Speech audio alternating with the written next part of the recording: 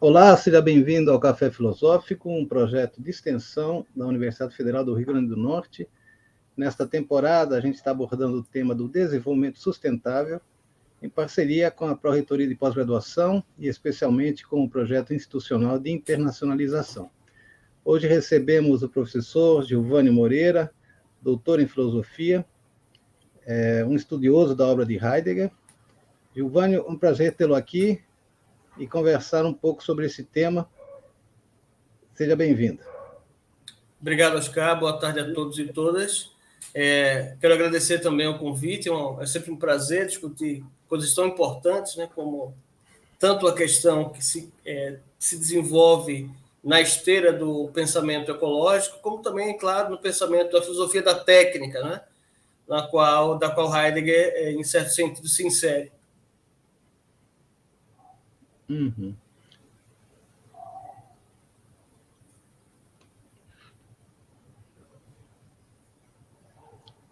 Eu agora mesmo não estou te ouvindo, Gil. Não acredito. Ok, acho que voltou. Aproveitar essa pausa, até para falar que o título que você nos deu, né, é a desertificação da Terra e outro começo do pensar. Essas duas coisas estão articuladas, né, e pelo título. Então, gostaria que você começasse um pouco explicando. E vamos lá. Ok, obrigado, Oscar. De fato, quando você começa a pensar no termo desertificação, a primeira coisa que deve vir à mente, certamente, deve ser algo ligado à degradação ambiental, a alterações climáticas, né, como consequência ou ainda como, em certo sentido, produção, né, de um tipo de sistema, né, econômico capitalista. Quer dizer, quando você, em certo sentido, passa a pensar sobre o deserto e, nesse sentido, a desertificação, você pensa em degradação da terra, né? Claro que é um debate que inclui tanto a questão do antropoceno, ou melhor, do capitaloceno, e, em parte, as críticas que vêm da ecologia profunda, da deep ecology, enquanto esse tipo de ação econômica política. A propósito desses dois termos, eu vou aproveitar para fazer uma deixa, né? Falar sobre o antropoloceno e o capitaloceno, né? A gente conhece a palavra, o antropoceno, e entende como a entrada da Terra numa nova era geológica, nesse caso impactada pela expansão da intervenção do progresso industrial e capitalista.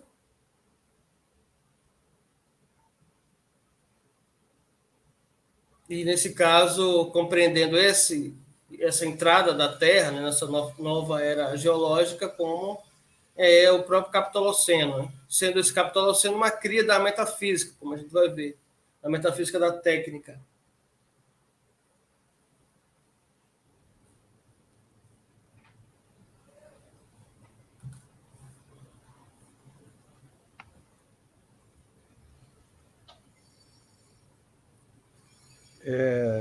Gil, você me ouve?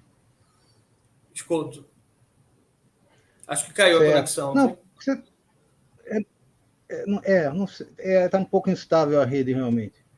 Mas você já tocou logo um ponto que é importante. Você falou no antropoceno, né, que é uma terminologia geológica, né, científica até,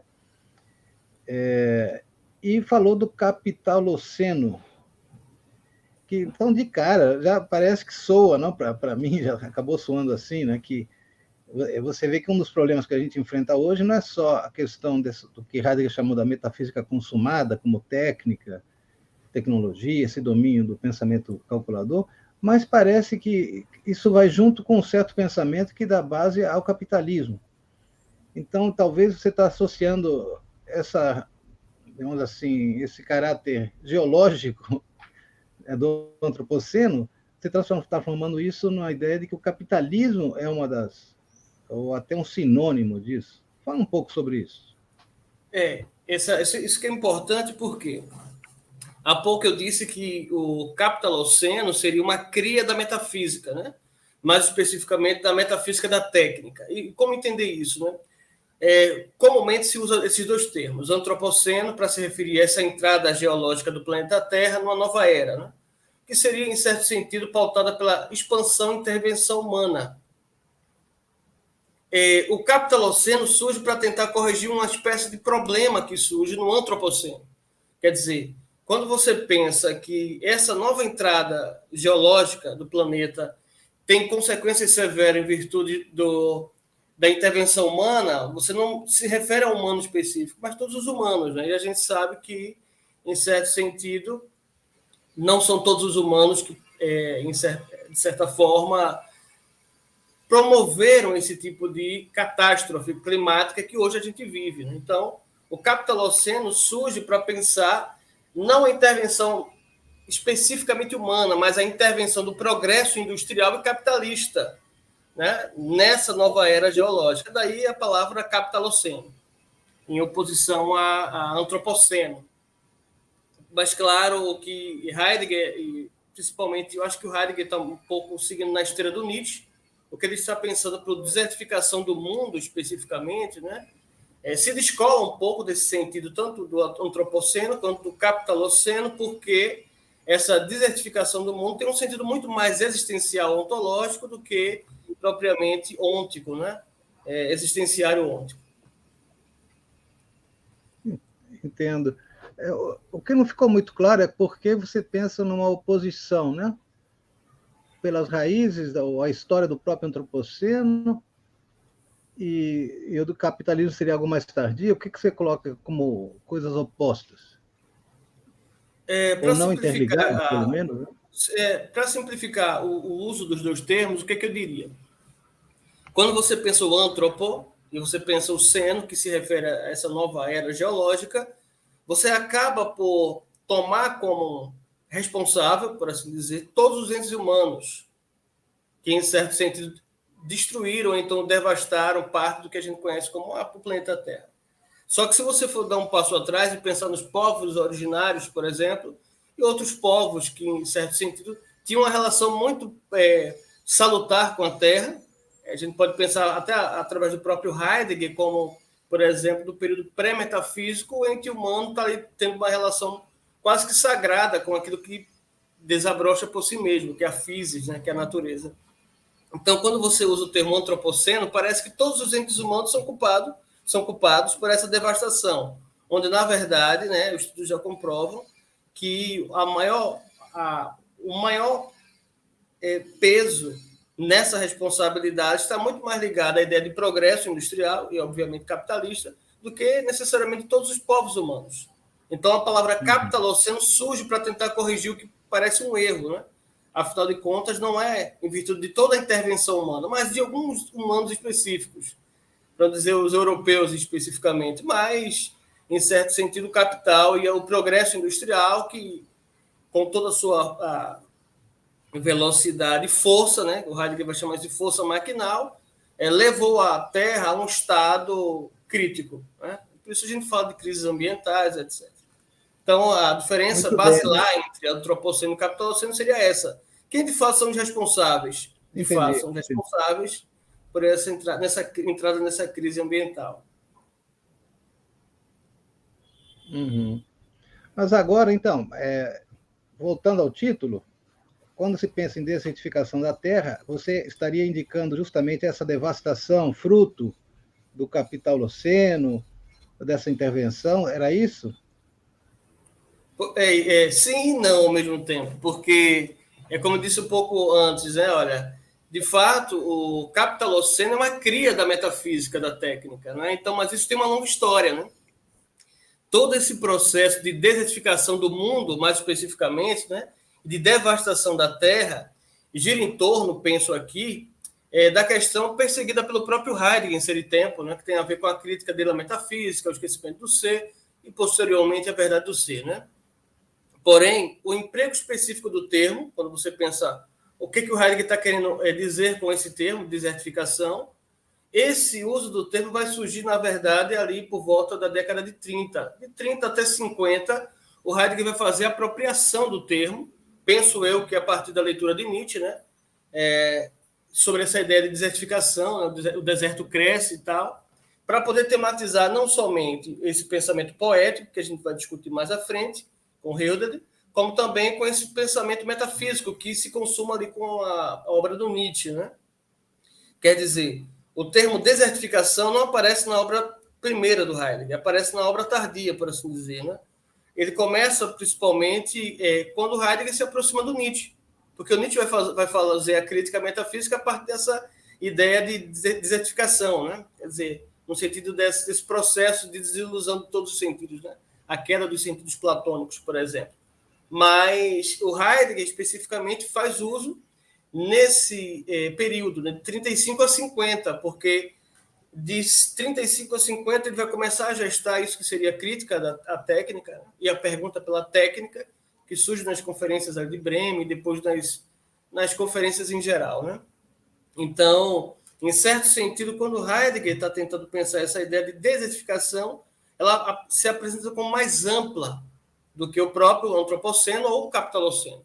E ela é mais ampla porque ele vai até a raiz do problema para compreender por que a Terra, e não somente a Terra, mas tudo que gira em torno dela, chega a esse estado crítico, né? Quer dizer, um estado de devastação, como ele diz, né?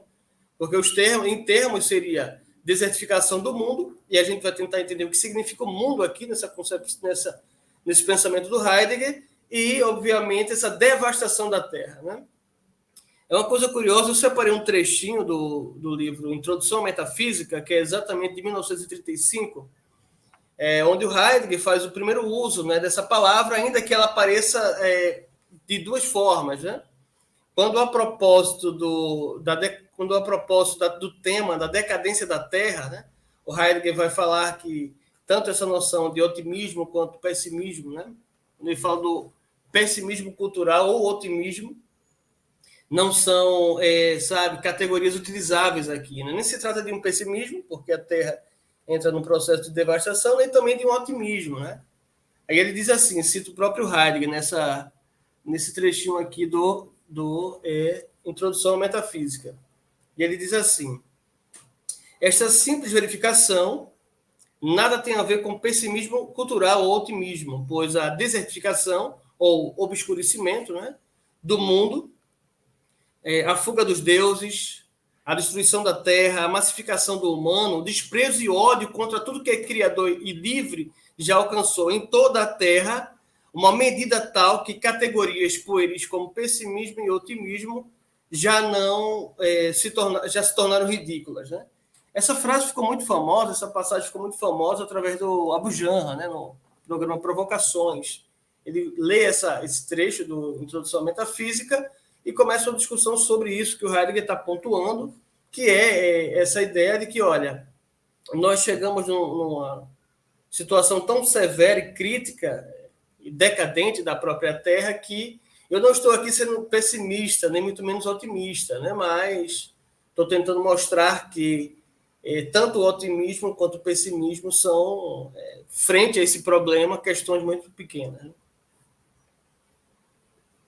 Então, aí você vê como é interessante que o próprio Heidegger, em 1935, já começa a gestar o tema, né, que é esse tema que a gente discute hoje, mas que, claro, vai ser muito mais bem desenvolvido posteriormente, principalmente em algumas obras específicas, né, como é o caso da obra da GA 77, do volume das obras completas, né, onde o Heidegger, num gesto platônico, né, ele produz um diálogo, ele vai falar sobre esse processo de devastação da Terra e desertificação do mundo, apontando exatamente para essas questões ligadas a tanto o que o Nietzsche está tentando pensar em relação à desconstrução da metafísica desde Platão até os dias de hoje, né? Os dias, no caso dele.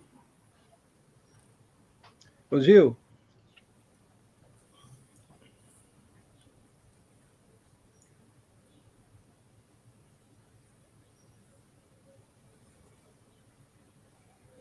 Estou te ouvindo, Oscar. Gil, está me ouvindo, né? Sim. Sim. Algumas coisinhas do que você falou agora, por exemplo, essa menção ao Nietzsche, né? E ao deserto em Nietzsche, né? Então, ali está muito claro que o Nietzsche está falando em valores, né? E indica essa falta de lastro, essa ideia do que o deserto cresce como um niilismo. Isso alcança Heidegger, talvez tardiamente, né? Muito pelo Junger também, de pensar se esse niilismo já estaria chegando ao fim. E Heidegger reconduz a questão novamente para uma questão metafísica, né? De tentar pensar além dessa ideia de valor, para o qual o Heidegger já deixou claro que não tem, faz parte dessa história da metafísica, né? Agora, uma outra coisa que você mencionou rapidamente desse volume 77, você fala dos diálogos, essa coisa platônica estranha, né, deles, que são diálogos, mas justamente num deles é que fica o diálogo, se eu me lembro bem, é do mais velho e do mais jovem, que fala da devastação e essa coisa toda, né? E em algum momento fala assim, bom, aí o Nietzsche tem algo a dizer sobre isso, mas já tínhamos prometido não falar sobre Nietzsche. Parece que o Nietzsche foi tomado por essa máquina, né? Do partido e do regime. E assim, por que não falar do Nietzsche se ele é um cara que pensou essa ideia do deserto e também dessa crise dos valores, né? É muito estranho isso, né? Naquele momento, 44 ou 45, não sei se você percebeu que no diálogo Nietzsche é descartado, assim, ele vamos dizer assim, não é descartado no sentido de abandonado, mas é como uma proteção ao pensador. É como, não vamos misturar isso agora, não vamos falar de Nietzsche agora. Não precisamos, né? Vamos às coisas, que é justamente essa desertificação que agora começa a se caracterizar de um modo muito mais histórico, né? Do que propriamente circunstancial, enfim. Fala um pouquinho sobre isso. Essa é uma questão excelente, porque data um pouco desse discurso do Heidegger sobre Nietzsche, né? Até onde Nietzsche vai, segundo Heidegger, e por que Nietzsche, em certo sentido, tem a ver com consumação da metafísica, né? Quer dizer, o poeta e o filósofo, no caso Heidegger, como uma espécie de, indicação de transição para um outro começo do pensamento, e Nietzsche como aquilo que apontaria para o fim, né? De fato, esse diálogo, que é escrito no dia 8 de maio de 45, no dia que a Segunda Guerra Mundial acaba, né, está muito pautado por essas noções que tanto recua a obra do Nietzsche, porque ele faz uma referência, como também tem uma negação, porque parece que Nietzsche chegou num limite em que ele não consegue virar a chave para que a gente possa pensar para além da metafísica, né? De fato, eu penso que o processo de desertificação em Nietzsche, né, equivale sim a esse processo de esvaziamento de sentido, sua relação com as verdades estabelecidas pela metafísica. Né? Estou pensando em Platão e a morte de Deus, por exemplo. E aquilo que Nietzsche também chamou de niilismo. Né? Heidegger passa por tudo isso, né? Inclusive é um grande intérprete de Nietzsche. Porque para o Heidegger, Nietzsche é um autor muito difícil e também muito importante.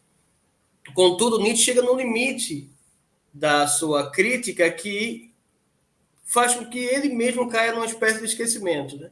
Quando Heidegger está analisando tanto lá na questão da mobilização total, né, o tema do trabalhador em Junger, Junger está tentando pensar o Nietzsche a partir da metafísica da técnica e a condição do trabalhador nessa nova era da técnica, e o Heidegger está tentando mostrar que, em certo sentido, Nietzsche deixou em aberto, deixou de tematizar aquilo que ele considera essencial, né, que seria a tematização do niilismo por meio da pergunta pelo ser e pelo nada.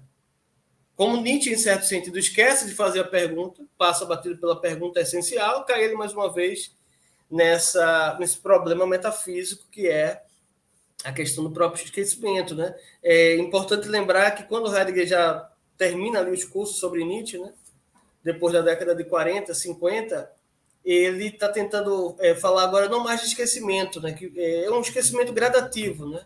O esquecimento do ser, o esquecimento disso que, em certo sentido, está muito relacionado a toda a nossa relação cotidiana com o ente, mas que por nós é esquecido.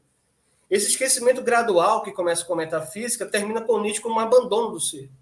E termina como um abandono porque o próprio Nietzsche, né, e o homem, ou o humano, em certo sentido, abandona o ser em virtude dessa noção que o Heidegger está chamando de maquinação. Né? E, claro, vai entrar toda a discussão sobre vontade de poder e Gestalt, como a gente vai ver um pouco mais à frente. Né? Quer dizer, o Heidegger vai começar a apresentar a dicotomia entre a noção de produção, advinda de uma ideia de maquinação, de força maquinal, vontade de poder, para um tipo de produção que não é necessariamente moderna, mas que se espelha entre os gregos pré-metafísicos, pré-platônicos, etc. A produção enquanto poiesis e a produção enquanto maquinação.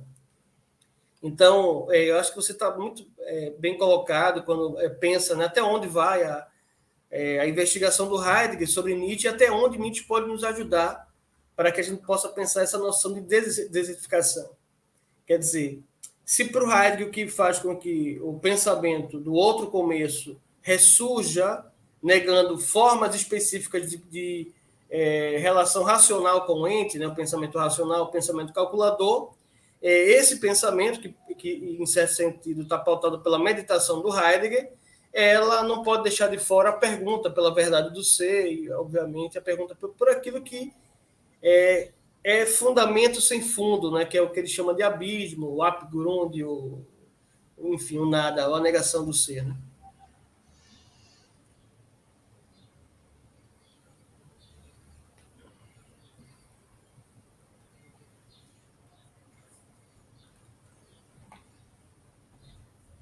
Entendo. Sim, é porque o próprio Nietzsche, né, eu tenho a impressão que quando ele fala, Nietzsche é um dos poucos que reivindica a Terra, né? Ele é um pensador telúrico, e é como se, nessa perspectiva que está colocando, há, por exemplo, nessa preocupação com a Terra, uma tentativa de reversão desse espírito de vingança também, né? Então, acho que o Nietzsche se livra disso, desse espírito de vingança, e procura estabelecer uma nova relação com a Terra. E aí, claro, isso já dá passo para a gente pensar isso que você está indicando com esse outro começo, né? Afinal de contas, que o Heidegger coloca, que você indica como um poetizar pensante, ou poético. E, claro, então a gente já chega perto dessa relação, vamos dizer assim, que marca muito esse momento do Heidegger, né? Nesse momento da transição e dos anos 40, a gente percebe que ele encontra na poesia uma expressão da própria linguagem, né? Talvez da própria essência da linguagem, e como a poesia nos mostra isso. Então, como é que esse outro pensar, também me parece que passa um pouco pela ideia de serenidade de Heidegger, enfim, pode encaminhar essa perspectiva que aqui e agora parece que para nós é urgente, né? De tentar abrir um lugar para esse outro começo, né? Em prol da verdade do ser, em prol de um outro começo, de uma outra relação para com a técnica, para com a terra, enfim. Perfeito. Para que a gente possa pensar essa noção de outro começo, outro pensar, é preciso retomar um pouco uma questão muito basilar em Ser e Tempo, que é a noção de desconstrução. Por enquanto, a gente mantém a noção de desconstrução suspensa, mas a gente pode estabelecer que, de fato, há um esquecimento não só do ser, mas o esquecimento da terra. Quer dizer, parece que toda essa relação que é pautada gradativamente entre o ente humano e a terra, ela começa a enveredar, começa a cair numa espécie de esquecimento do que significa, de fato, a terra. Além de, claro, né, como diz o próprio Heidegger em Serenidade, um grande posto de combustível, onde a gente, sabe, vai lá e se abastece, acha que aquilo ali não, enfim, né, não vai ter retorno negativo. Então, se a gente pensa o esquecimento da terra e o esquecimento do ser, é preciso que esse outro pensamento retome esse dito esquecimento, rememore, né? O Heidegger tem na sua obra um tema da rememoração, né? O Andenken, o pensamento rememorador. E esse pensamento não só retoma a questão da physis grega, a terra, a natureza, no sentido muito específico do termo, como também pensa essa questão do esquecimento do ser e a verdade do ser, como a Aletheia, por exemplo. Né? Mas, aí retomando essa questão da desconstrução, o que é que você percebe? Que desde Ser e Tempo, Heidegger está tentando estabelecer uma espécie de debate ou confronto com a tradição do pensamento metafísico, com o pensamento ocidental. Né? Nesse sentido, tanto Heidegger pensa com a filosofia como contra ela. Pensar com e contra a filosofia significa poder dialogar com a tradição do pensamento ocidental, a tradição do pensamento metafísico, mas também pensar contra essa filosofia que gerou para nós uma série de problemas, não só conceituais, né, mas problemas de ordem diversas. Né?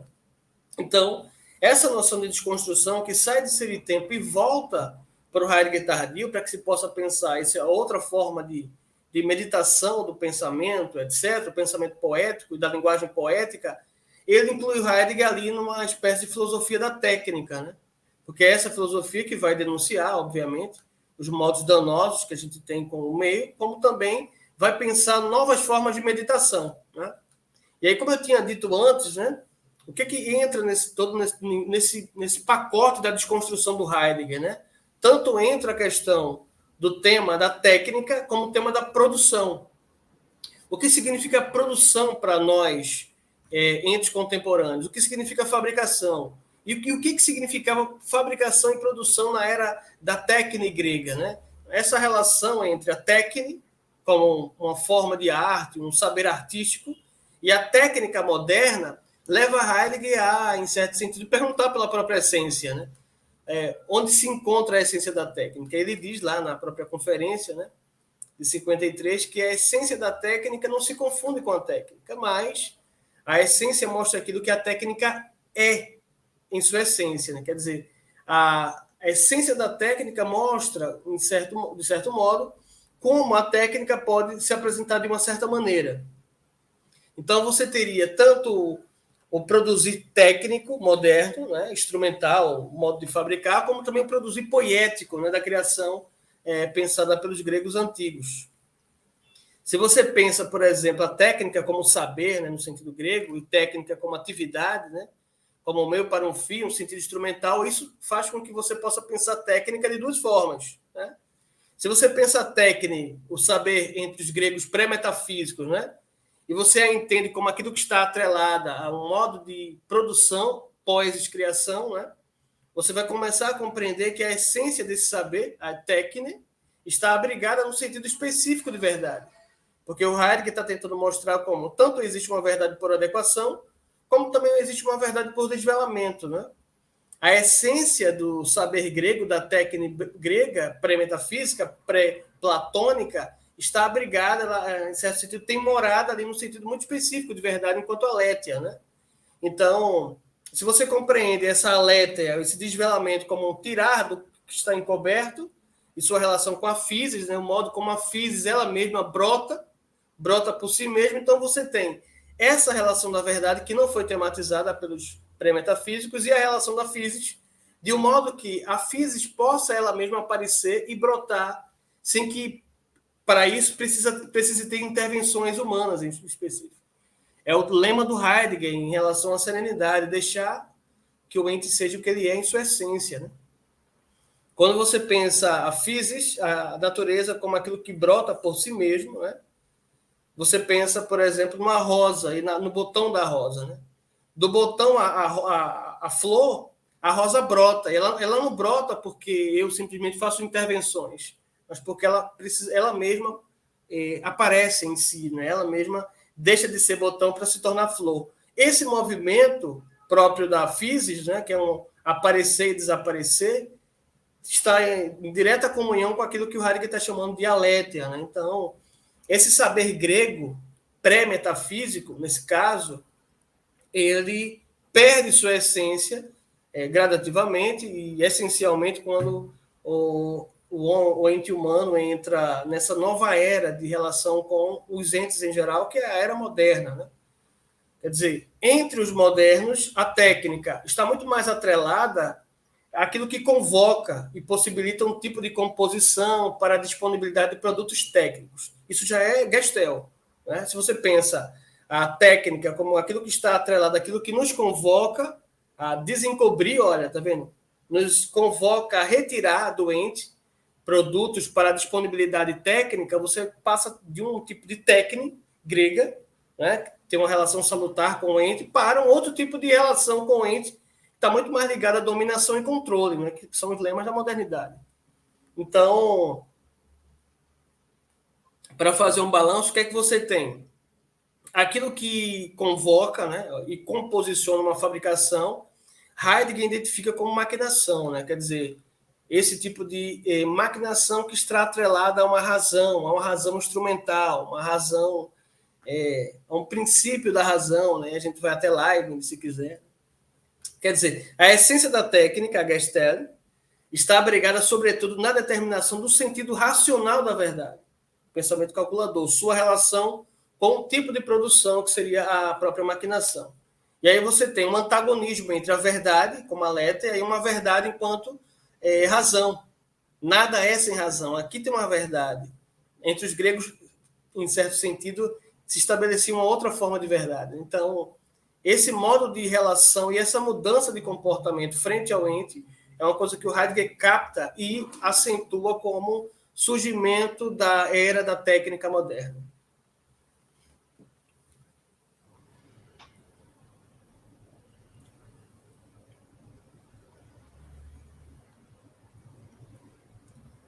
Então, Gil, duas coisinhas básicas também, né? Essa distinção do pensamento meditativo e do cálculo, né? Tem para mim que para Heidegger os dois são justificados, se justificam, são, vamos dizer assim, fazem parte do nosso pensamento. Então, claro, você deixou claro que a questão aqui é justamente que o pensamento calculador é a própria razão, né? E, claro, isso não faz do Heidegger um pensador irracional, né? De alguma forma, o que ele descreve como um método, digamos assim, depende da razão também. Queria que você abordasse um pouco isso, né? Porque pode parecer que aqui a técnica está sendo demonizada, ou o pensamento do cálculo demonizado, e não pode ser assim, né? Heidegger não está pensando nisso, né? A técnica, a tecnologia, ela sempre esteve presente desde o começo da humanização, né? E agora mesmo nos permite aqui que a gente se encontre remotamente, enfim. Então é cheio de prodígios. E aí a segunda parte é a seguinte: em função desse caráter tão prodigioso do pensamento calculador, como é que isso se vincula ao nosso modo de ser que confiou a esta parte do pensamento a regência do seu mundo, né? Pela confiança que ela transmite, esse pensamento transmite, né? A segurança, a confiabilidade disso tudo, né? Então, com a razão não tem poetice, né? Assim, ninguém vai poetizar a partir da razão porque a gente não espera isso, né? Então, de que modo é que o nosso modo de ser é que acabou fechando esse começo que você dizia, pré-metafísico, pré-moderno até? Isso é uma pergunta porque, de fato, a técnica não é uma fatalidade, né? Parece que tem isso que está por trás dessa história toda. Se fala que o que a gente vive hoje parece ser uma fatalidade pelos presságios dos cientistas, né? O tempo está acabando, e, enfim, que não há nada a ser feito e tal. Mas, enfim, eu queria que você pensasse um pouco sobre isso, como é que essa ideia de que o nosso destino é o destino do ser, e como é que essas coisas se envolvem, né? Por favor. São excelentes questões. A primeira, no que se refere à questão não somente da técnica moderna, como também no que se refere à questão da razão. E isso é importante porque, por exemplo, no texto, um textinho muito pequeno, né? Acho que é uma carta, na verdade, ali, em 43, se eu não estou errado, enganado, o Heidegger está discutindo com o Jung, né? Sobre a questão não somente da técnica, sobre a questão do Nietzsche, do niilismo, a questão do trabalhador, e etc. É a questão do trabalho, na verdade. Né? Mas tem um trechinho muito importante, já no início da carta, em que o Heidegger fala que, de fato, não condena a razão. O que está em jogo é pensar que a razão não é a única forma de pensamento. A razão é uma forma de pensar. Mas isso não implica dizer que precisemos nos restringir a essa forma de pensamento. Quer dizer, a razão é uma forma de pensar. Mas existem outras formas de pensamento, e um deles, é claro, o pensamento poético, né? Que não tem nada de romântico. O que o Heidegger está chamando de pensamento poético tem muito mais a ver com um pensamento que como ele transita na esteira da liberdade, né? E Heidegger compreende liberdade como uma espécie de deixar o outro ser o que ele é em sua essência. Esse pensamento resgataria para aquilo que foi feito à Terra, né? Então, essa forma de razão que ele acaba chamando de razão calculadora, é apenas uma forma de pensar. Uma outra questão que é muito importante lembrar é essa da técnica. Né? O Heidegger não está demonizando a técnica, de fato. A questão para ele é como que, em certo sentido, podemos dizer sim e não à técnica, né? Que é uma das atitudes da Gelassenheit, né? Da serenidade. Saber dizer sim à técnica significa, em certo sentido, meditar sobre o que de fato é salutar, o que pode ser danoso para a Terra, dizendo em palavras muito simples. Né? Um outro ponto que eu acho que é importante é essa questão não só do cientista, como do artista e do filósofo. Né? Em uma conferência, a conferência de Atenas, o Heidegger fala que o artista é aquele que está grávido de arte. Né? Ele está compreendendo arte por técnica. Né? Então, assim como ele, o artista, um filósofo, na beira de sua investigação, né? Ou então na lida da sua investigação, na sua descoberta, ele é um artista. O filósofo também é um artista porque, em certo sentido, transita com esse saber, né? Está grávido desse saber. Mas também é um artista, um cientista, e todos aqueles que se veem, de algum modo, prenhem, né? Grávidos desse tipo de saber da técnica, né? É justamente daqui que surge o produzir, no sentido poético, como atividade da criação. Ou seja, o que eu quero dizer, no fim das contas, é que tanto o filósofo quanto o artista, o cientista, podem se valer, podem fazer jus dessa sabedoria, da técnica e da técnica de modo salutar. Então, de fato, Heidegger nem está demonizando a técnica, mas está tentando resgatar uma outra forma de relação com ela, como também não condena a razão, né? Mas mostra que a razão não é a única forma de pensar. Existem outras formas, e um deles é o pensar moderador, o pensar ponderador, é o pensar poético, o pensar meditativo, né? Entretanto, você me faz me perguntar sobre como, na velocidade do nosso tempo, né, que nosso tempo tem uma velocidade muito específica, o futurismo, né, nas artes vanguardistas mostra isso, né? Como no nosso tempo vamos encontrar uma outra forma de relação, né, experiência de tempo com o pensamento. Essa que é a grande questão. Né? Salvar a Terra significa ter tempo e experiência para o pensar, que não necessariamente é o pensar calculador, né, mas é um pensamento muito mais telúrico, se quiser partir daquela premissa, né, poética. Então, é que tem um delay, mas, Gil, nosso tempo já está chegando ao fim, e é justamente queria que você concluísse com uma pergunta que é fruto dessa conversa, né? Que é pensar o seguinte, né? Se de fato a gente vive uma crise ambiental, quem pode fornecer soluções a essa crise?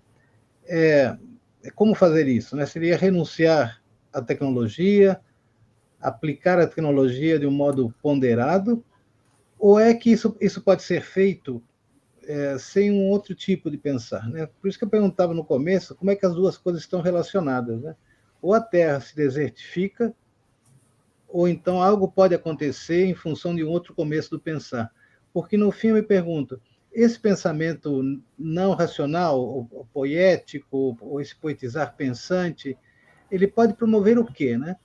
E me parece que um pouco a resposta é, olha, se tivesse um resultado previsto, já não seria mais um pensamento poético, né? Então, de algum modo, seria que talvez nesse pensamento meditativo se dá, eu acho que ali parece que é o refúgio do possível, né? E nesses tempos, isso não é pouco, né?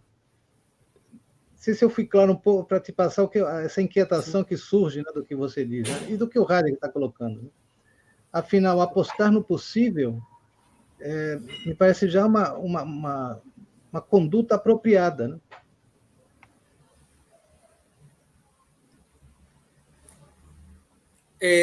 Sim, entretanto, de fato, também não tem uma saída que diga, olha, o caminho é exatamente esse, né?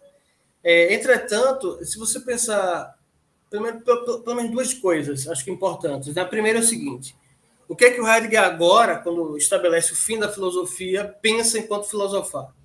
Que filosofar é esse? Que filosofia é esse? Que pensamento é esse que o Heidegger está pontuando como um possível caminho, não é?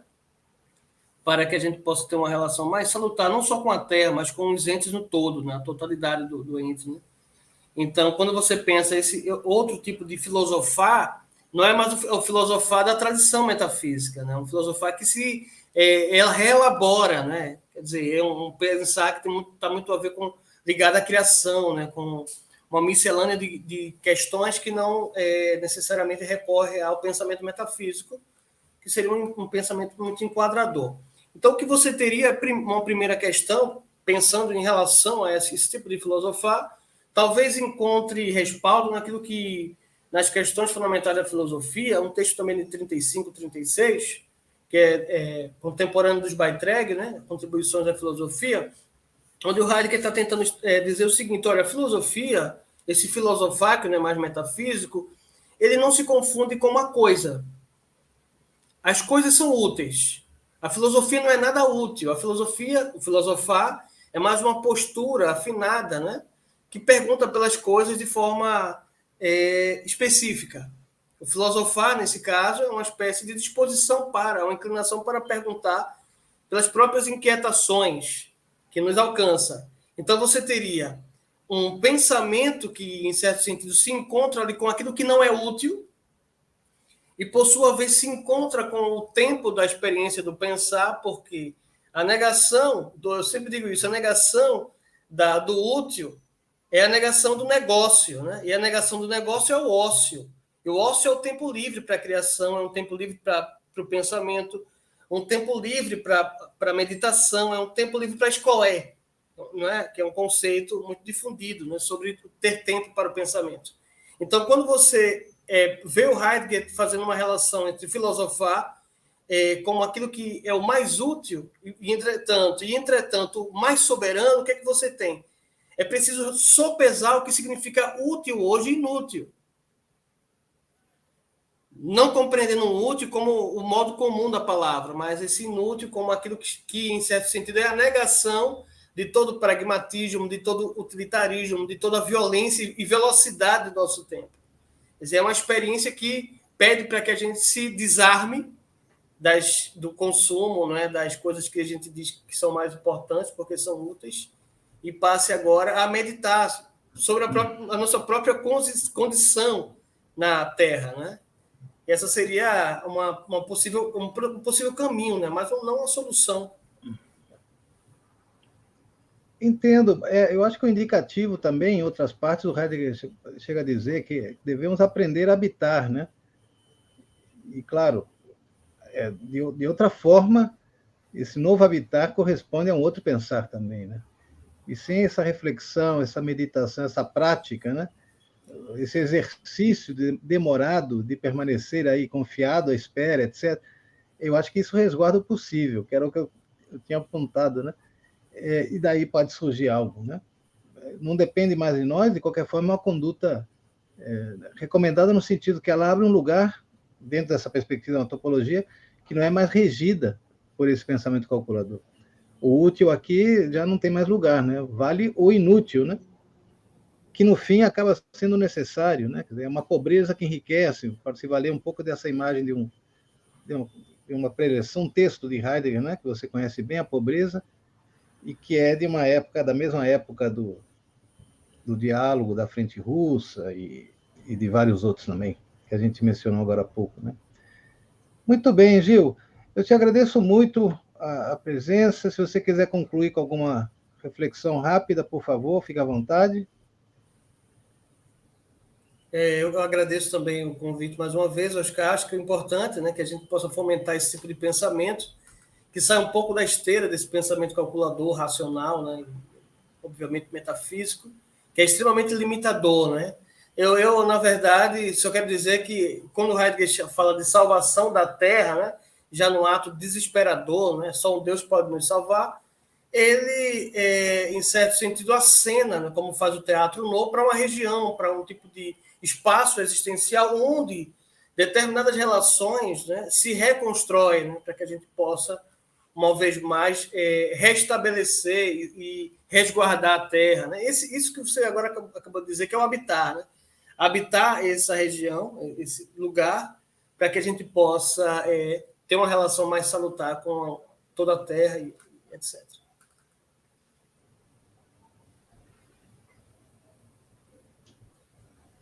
Muito bem. Então, mais uma vez, obrigado, Gil Moreira, professor e pesquisador de filosofia, por essa conversa tão agradável e tão importante. Você que nos assiste pode acompanhar a programação do Café no nosso canal do YouTube, Café Filosófico UFRN, e até a próxima. Tchau, Gil. Obrigado. Obrigado.